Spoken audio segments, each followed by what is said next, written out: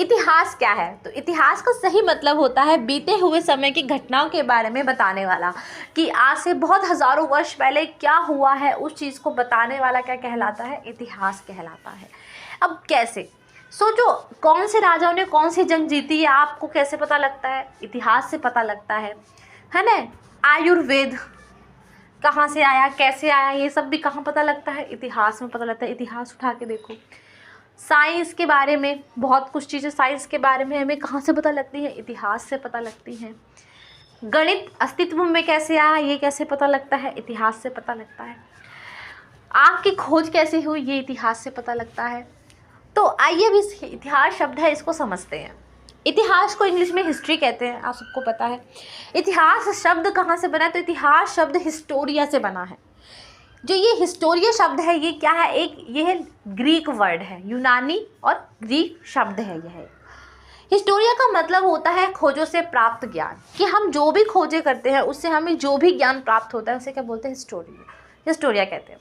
अब खोजों से प्राप्त क्या, आपको पता है? हमें तो नहीं पता ना कि पहले के लोग, आज से हम बहुत साल पहले लोग कैसे, कि जब तो ऐसे घर वगैरह नहीं होते थे तो लोग कैसे रहते थे। तो ये हमें कैसे पता लगा? कि जब हमने खोजें की, जब हमने खुदाई की, तब हमें ये बात पता लगे कि हाँ लोग ऐसे रहते थे, हाँ नदियों के पास रहते थे, क्योंकि हमें उसमें से कुछ खोजों में कुछ चीज़ें मिली, गड्ढे मिले, जैसे फसल करते हैं तो वैसी ज़मीन मिली, है ना? हमें बहुत कुछ ऐसे अवशेष मिले जिससे हमें पता लगा कि नहीं, पहले ये सब भी कुछ होता था जो आज भी हो रहा है। तो ये सब हमें कहाँ से पता लगता है? ये सब हमें पता लगता है इतिहास से।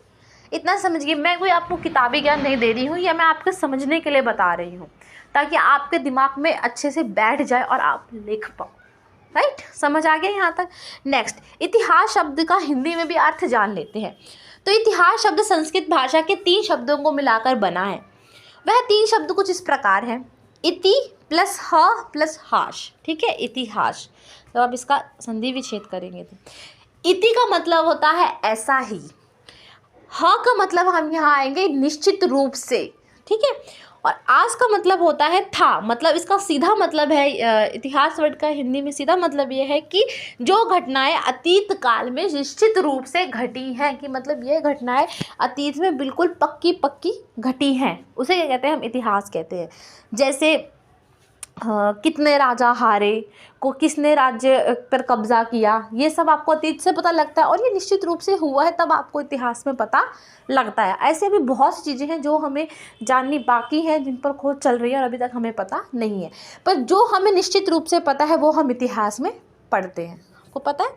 आगे आ जाते हैं। अब इसकी और भी बहुत सारी डेफिनेशन है, पहले तो मैंने आपको बता दी।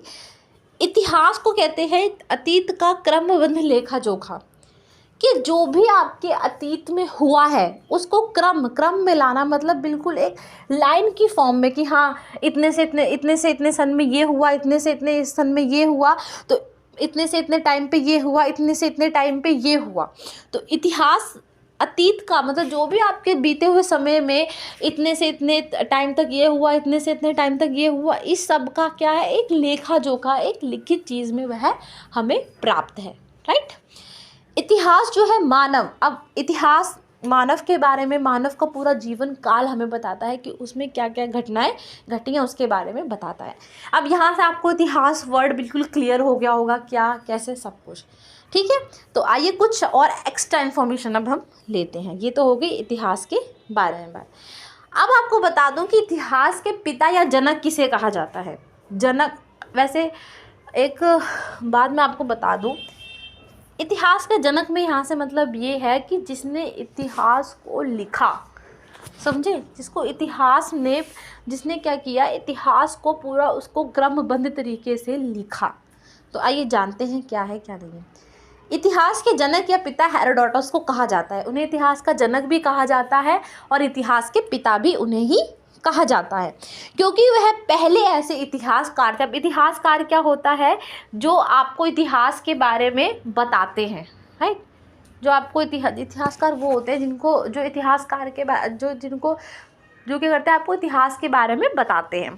ठीक है, क्योंकि वह पहले ऐसे इतिहासकार थे जिन्होंने घटनाओं को, जो भी घटनाएं घटी, मान लो इतने से इतने सन में ये हुआ, इतने से उतने सन में ये हुआ, उन सभी घटनाओं को एक व्यवस्थित, मतलब कहते हैं ना जैसे आपकी टीचर आपको चैप्टर वाइज चैप्टर पढ़ाती है कि नहीं आज फर्स्ट चैप्टर आपका ये है, जैसे कहते हैं ना पॉलिटिकल की बुक में हर एक चैप्टर एक से कनेक्ट होता है, तो ऐसे ही उन्होंने ऐसे अतीत को इस तरीके से लिखा, इस तरीके से व्यवस्थित, मतलब इस तरीके से लिखा जिससे कि लोगों को समझने में काफ़ी ज़्यादा आसानी हुई, है ना। उन्होंने क्या किया, सभी चीज़ों को व्यवस्थित रूप से लिखा कि हाँ पहले इस सन में ये हुआ, इस सन से इस सन तक ये हुआ, ठीक है। तो जिन्होंने क्या किया, घटनाओं को व्यवस्थित रूप से लिखा और सभी घटनाओं को व्यवस्थित, अब कुछ घटनाएं ऐसी थी तो वो लोगों से पूछते थे, यात्राएं करते थे, उन्होंने कुछ घटनाएं, कुछ तो हमें खोजों से मिली, कुछ हमने, तो उन्होंने बहुत सारी घटनाएं ऐसी भी थी उन्होंने लोगों से यात्रा करते हुए, यात्रा के दौरान जो घटनाएं घटी, लोगों से पूछताछ करके, ये सब उन्होंने एक अच्छे तरीके से एक व्यवस्थित रूप में लिखा, ठीक है। और उनकी बुक का नाम क्या था, उनकी बुक का नाम था हिस्टोरिया। कौन सी बुक में लिखा था, हिस्टोरिया। यहाँ तक समझ आ गया। अब आगे, वह उनके दस्तावेज मतलब वो है, उनको एक व्यवस्थित रूप से लिखते थे अच्छे तरीके से, और वह सबसे पहले आधिकारिक ऐतिहासिक पाठ के लेखक थे। उन्होंने ही सबसे पहला क्या था, उन्हीं को सबसे पहले ऐतिहासिक पाठ का लेखक भी कहा जाता है। किसको, हेरोडोटस को। क्यों, क्योंकि उन्होंने सभी घटनाओं को बहुत अच्छे तरीके से लिखा था। इतना क्लियर हो गया, पता नहीं, एक मिनट। हाँ, जो उन्होंने रोमन नेता हैं, कौन रोमन नेता, जिनका नाम है सिसरो, रोमन नेता थे सिसरो, उन्होंने उनको इतिहास के पिता का क्या दिया था, खिताब दिया था, राइट। हेरोडोटस ने एक किताब भी लिखी है जिसका नाम है हिस्टोरिका। समझ गया। इतिहास के पिता का संस्कृत में नाम क्या है, बहुत बार यूपीएससी वगैरह में पूछ लिया जाता है, तो मैं आपको बता दूं कि उनका नाम है हरिदत्त। संस्कृत में उनको हरिदत्त के नाम से जानते हैं, ठीक है। इतिहास का विभाजन, अब यहाँ तक तो आप समझ गए। अब आपको थोड़ी सी कन्फ्यूज़न होगी कि व्यवस्थित क्या है, मतलब कि इतिहास को किस तरीके से व्यवस्थित किया गया, आप सबको पता है। इतिहास का विभाजन 3 हिस्सों में किया गया है। पहला प्राचीन, बहुत पुराना, दूसरा मध्यकालीन, थोड़ा बीच का, और लास्ट का क्या है, तीसरा आधुनिक, जो आज के समय में जो चल रहा है।